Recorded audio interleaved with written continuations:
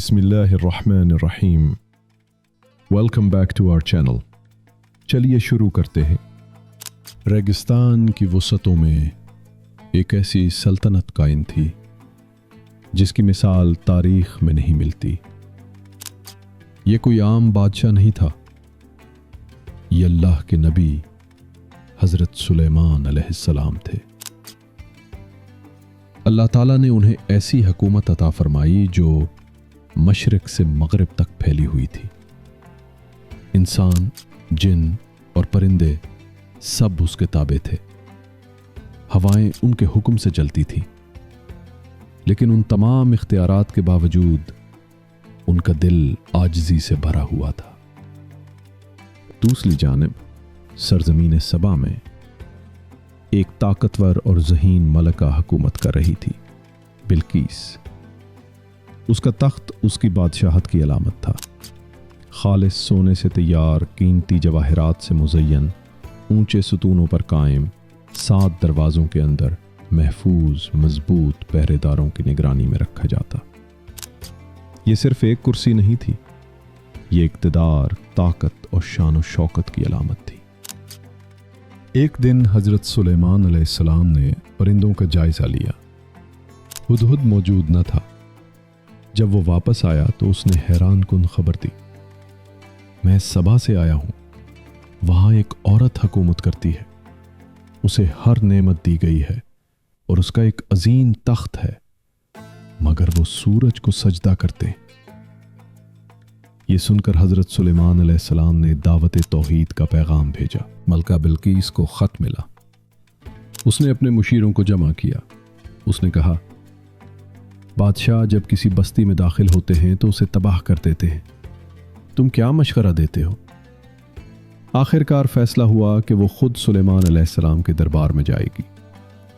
حضرت سلیمان علیہ السلام کا دربار ایک شاندار منظر پیش کر رہا تھا۔ انسانوں کی قطاریں، جنات کے لشکر، پرندوں کی منظم جھنڈ۔ ہوا میں نظم و ضبط۔ یہ صرف طاقت نہیں تھی، یہ اللہ کی عطا کردہ نظام حکومت تھی۔ حضرت سلیمان علیہ السلام نے فرمایا، تم میں سے کون ہے جو اس کا تخت میرے پاس لے آئے اس سے پہلے کہ وہ میرے پاس پہنچے؟ یہ سوال گویا اعلان تھا کہ اصل طاقت اللہ کے اذن سے ہے۔ ایک قوی جن بولا، میں اسے اس سے پہلے لے آؤں گا کہ آپ اپنی جگہ سے اٹھیں۔ یہ طاقت کا اظہار تھا، مگر اس میں وقت لگتا۔ پھر ایک ایسا شخص کھڑا ہوا جس کے پاس کتاب کا علم تھا۔ اس نے کہا، میں اسے آپ کے پاس اس سے پہلے لے آؤں گا کہ آپ کی پلک جھپکے۔ یہاں ایک اہم نقطہ سمجھنے والا ہے۔ طاقت رفتار لا سکتی ہے، مگر علم لمحہ پیدا کر دیتا ہے۔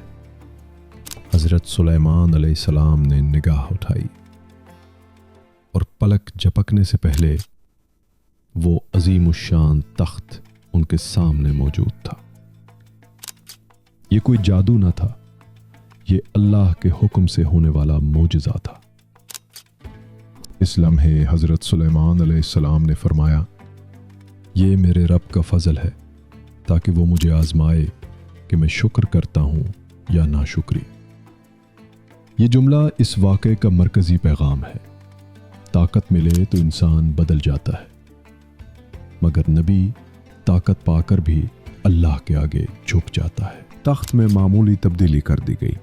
جب ملکہ پہنچی تو پوچھا گیا، کیا تمہارا تخت ایسا ہی ہے؟ اس نے جواب دیا، گویا یہی ہے۔ اس کا جواب ظاہر کرتا ہے کہ وہ ذہین اور سمجھدار حکمران تھے۔ پھر اسے ایک محل میں داخل کیا گیا جس کا فرش شفاف شیشے کا تھا اور نیچے پانی بہہ رہا تھا۔ اس نے سمجھا شاید پانی ہے اور اپنے کپڑے سمیٹ لیے۔ حضرت سلیمان علیہ السلام نے فرمایا، یہ شیشے کا ہموار محل ہے۔ یہ منظر اس کے لیے حیرت کا باعث بنا۔ آخر کار اس نے کہا، اے میرے رب، میں نے اپنی جان پر ظلم کیا اور اب میں سلیمان کے ساتھ رب العالمین پر ایمان لاتی ہوں۔ یہ تخت کا اصل مقصد تھا، طاقت دکھانا نہیں، ہدایت دینا تھا۔ علم طاقت سے برتر ہے، شکر گزاری اصل عظمت ہے۔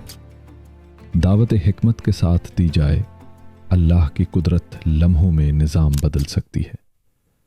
دنیاوی تخت وقتی ہے، اصل بادشاہت اللہ کی ہے۔ ناظرین، پلک جھپکنے میں تخت آ گیا، لیکن دل بدلنے میں ایمان لگا۔